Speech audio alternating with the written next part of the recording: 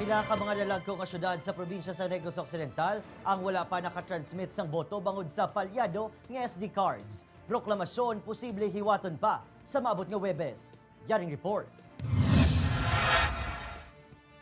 Ara sa 35 tubtob 40 ka mga SD cards ang naggubao kon palyado sa probinsya sang Negros Occidental. Sa Consolidation and Canvassing System sa Commission on Election, alauna subong nga hapon wala pa nakasugod transmit ang mga dalagko nga syudad sang Bago, Cadiz, Escalante, Kabangkalan, Sagay City, Banwa sang Salvador Benedicto, San Carlos City, Banwa sang San Enrique, Silay City, Sipalay, Talisay kag Victoria City.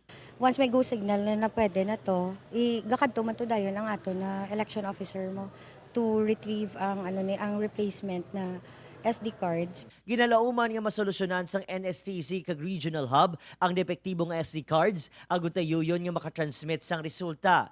Pero with the way things are going, daw dasig man kayo to syempre ang sa Comelec kumbaga ang amon yung pinaka gusto mo namon maski sa amon bala mismo na matapos naman gid ang canvas kag maka-proclaim.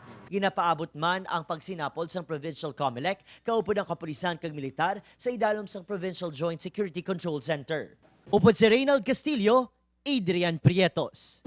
1 Western Visayas.